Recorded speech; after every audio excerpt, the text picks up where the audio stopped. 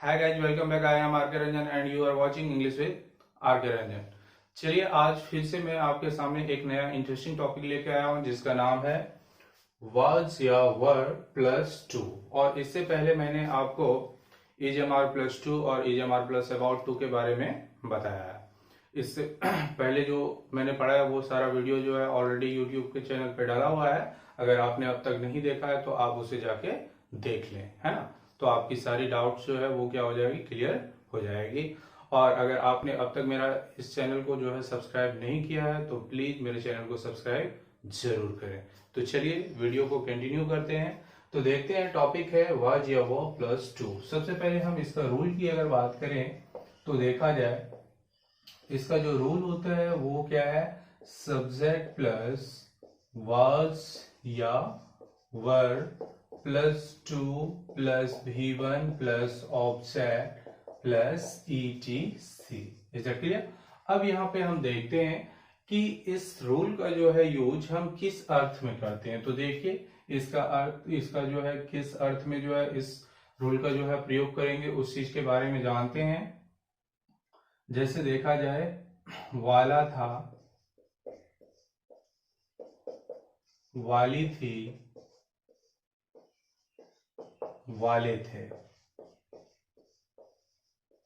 या फिर हम इसका यूज करते हैं ने प्लस को था। क्लियर? तो अब देखिए, अगर किसी हिंदी सेंटेंस के अंत में इनमें से कुछ भी लगा हुआ हो तो उसे हम जो है इस रूल पर बनाते हैं। जैसे अगर हम बात करें, देखिए एक एग्जांपल की बात करते हैं तो यहां पे देखा जाए, वह तुम्हें सभी के सामने, वह तुम्हें सभी के सामने गले लगाने वाली थी। या इसी को हम ऐसे भी बोल सकते हैं, क्या, वह तुम्हें सभी के सामने गले लगाने को थी।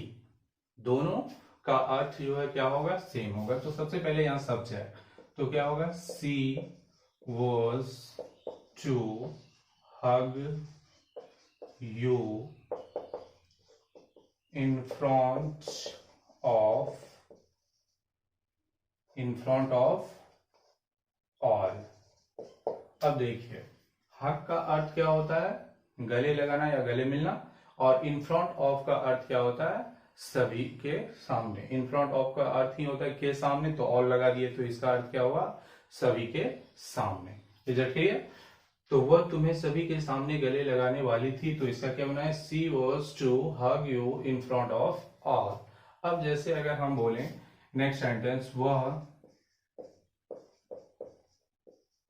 तुम्हारा दिल तोड़ने वाली थी, वह तुम्हारा दिल तोड़ने वाली थी, तो क्या हो जाएगा, she was to break your heart, she was to break your heart. अब जैसे हम कुछ और भी एग्जांपल लेते हैं। जैसे अगर हम बोले, मैं बारिश में भीगने वाला था, मैं बारिश में भीगने वाला था, तो क्या बनाएंगे, I was to get in the rain. Get in the rain का अर्थ क्या होता है, बारिश में भीगना। तो क्या हो गया, I was to get in the rain. इस तरह का कोई भी सेंटेंस हो, जैसे मैं आपसे मिलने वाला था, I was to meet you, है ना। मैं आज आपके यहां आने वाला था, today I was to come to your place. वह आपको बदनाम करने वाली थी, she was to defame you, है ना।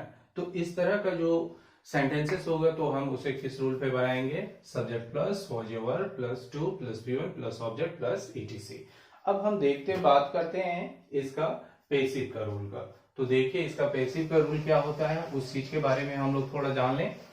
तो ये तो था एक्टिव फॉर्म, अब इसका बेसिक फॉर्म क्या होता है उस चीज को देखिए। इससे पहले भी जो वीडियो मैंने आपको बताया था उसमें बताया था कि ये जो टू फैमिली है, दैट मीन्स हेल्पिंग वर्ब के बाद अगर जो टू आता है इसे हम लोग क्या बोलते हैं, टू फैमिली, है ना। तो यहाँ पे जो है इसका क्या होता है कि इसका जब हम पेसिव बनाते हैं तो ऐसे स्थिति में क्या होता है कि इसके साथ जो है टू के बाद बी का प्रयोग किया जाता है। टू के बाद किसका प्रयोग करेंगे हम लोग, बी का प्रयोग करेंगे, क्लियर। तो चलिए देखिए इसका रूल क्या होगा। अगर हम इसका पीवी का रूल की बात करें तो गौर से देखिए, तो सब्जेक्ट प्लस वर्ब या verb plus to plus be plus V3 plus by agent. कोई भी पीवी जो होता है पेसिव वॉइस होता है उसमें हमेशा वर्ब का तीसरा रूप का जो है क्या किया जाता है, प्रयोग किया जाता है, क्लियर। तो अब देखिए इसका अर्थ जो है किस अर्थ में, इसका जो है प्रयोग किस अर्थ में किया जाएगा, आ जाने वाला था, वाली थी, या फिर वाले थे,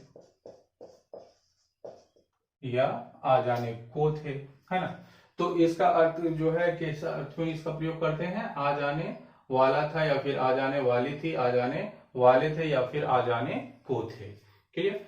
तो अब जैसे देखिए उसकी हत्या की जाने वाली थी, एग्जाम्पल की अगर हम बात करें तो देखिए उसकी हत्या की जाने वाली थी, की जाने वाली थी। अब यहां पे देखिए तो उसकी हत्या की जाने वाली थी, तो कार्य किसी और के द्वारा हो रहा है। जब कार्य किसी सब्जेक्ट के द्वारा ना हो, किसी और के द्वारा हो, तो ऐसे स्थिति में वो क्या होता है, पेसिव होता है, क्लियर। तो अब यहां पे देखिए she was to be killed, she was to be killed. और भी कुछ सेंटेंस लेते हैं, जैसे देखिए आपका सम्मान किया जाने वाला था, है ना। तो क्या बनाएंगे, यू आर, सॉरी, आपका सम्मान किया जाने वाला था। तो यहां पे देखेंगे you were to be respected, है ना, you were to be respected. अब अगर हम बोलें क्या उस चीज को देखा जाए कि उसे सजा दी जाने वाली थी, तो क्या बनाएंगे, he was to be punished, आपकी अपहरण की जाने वाली थी, तो क्या हो जाएगा, you were to be kidnapped, आपको नहीं बचाया जाने वाला था, है ना, या आप नहीं बचाए जाने वाले थे, तो क्या हो जाएगा, you were not to be saved. Is that clear. तो इस तरह का अगर पेसिव में जो सेंटेंसेस होगा तो हम उसे इस रूल पे बना सकते हैं, सब्जेक्ट प्लस वाज या were plus to plus be plus B3 plus by Z, that means object, clear. तो अब हम बात करते हैं इसका नाउन वाला फॉर्म। तो नाउन वाला देखा जाए कि नाउन वाला कैसे होता है, तो अब हम देखते हैं कि नाउन वाला जो होता है उसमें बनने वाला था या फिर बनने को था, क्या होता है, बनने वाला था या फिर क्या होता है, बनने को था। इस रूल पे जो है इसका जो है क्या होता है, यूज किया जाता है। तो चलिए हम लोग देखते हैं उसका प्रयोग कैसे करेंगे। तो ये जो है रूल हम नाउन और एडजेक्टिव वाले के बारे में देखते हैं। तो सब्जेक्ट प्लस वाज या verb plus to plus be plus noun या फिर एडजेक्टिव यहां आप रख सकते हैं। तो इसका जो यूज होगा वो किस अर्थ में होगा, देखिए बनने वाला था, वाली थी, वाले थे, वाली थी, वाले थे, या फिर को थे, को थे। तो जैसे बनने वाला था या फिर बनने वाली थी या फिर बनने वाले थे या फिर बनने को थे। तो इस अर्थ में जो है इसका जो है हम लोग क्या करते हैं, यूज करते हैं। जैसे अगर हम बोलें, क्या, इसको गौर से समझिए, वह आपकी गर्लफ्रेंड बनने वाली थी। तो बनना क्या, होना, है ना। तो यहां पे देखिए क्या होगा, she was to be your girlfriend. She was to be your girlfriend. Clear. अब यहां पे हम बोले वह आपकी पत्नी बनने वाली थी, तो क्या बनाएंगे, she was to be your wife. She was to be your wife, है ना। आप बिहार के मुख्यमंत्री बनने वाले थे, या फिर हम इस तरह से बोले वह भारत का प्रधानमंत्री बनने वाला था।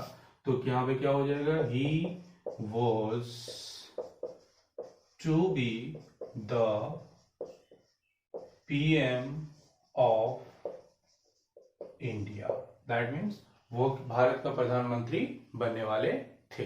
Is it clear. तो इस तरह का कोई भी सेंटेंसेस हो तो आप इजी वे में इसको जो है क्या कर सकते हैं, बना सकते हैं। तो अब तीनों स्ट्रक्चर पे हम एक एक सेंटेंस लेके आपको फिर से समझाते हैं। जैसे अगर हम बात करें सब्जेक्ट प्लस वॉज या Waugh plus to plus V1 plus object की बात, दैट मीन्स पहले नंबर जो रूल पढ़ाया आपको उस पर अगर बात करें तो जैसे देखते हैं, क्या, मैं उसे आमंत्रित करने वाला था, तो क्या हो जाएगा, I was to invite him, है ना। अगर इसी को बोलते आप आमंत्रित किए जाने वाले थे, तो ये दूसरा नंबर पैसिव में आ गया, you were to be invited, है ना। अगर हम बोले कि वह एक जासूस बनने वाला था, he was to be a spy. तो इस तरह से हम इसका जो है क्या कर सकते हैं, प्रैक्टिस कर सकते हैं। तो आप भी मेरे साथ प्रैक्टिस करें और बोलें, और डेफिनेटली आप जो है एक अच्छा स्पीकर बन पाएंगे। Is it clear. तो आई होप कि अब आपका जो है वाज या वो प्लस टू का जो है ऑल कॉन्सेप्ट, इसका तीनों केसेस में जो यूज होता है ये सारा जो है आपका क्लियर हो गया होगा। अगर आपको मेरा ये वीडियो पसंद आया हो तो आप प्लीज मेरे इस वीडियो को जो है आप क्या करें, लाइक करें, शेयर करें और इसमें कमेंट करें। और अगर आपने अब तक मेरे इस चैनल को सब्सक्राइब नहीं किया है तो प्लीज मेरे इस चैनल को सब्सक्राइब जरूर करें। Thank you. फिर मिलते हैं नेक्स्ट वीडियो में नए इंटरेस्टिंग टॉपिक के साथ। Okay bye.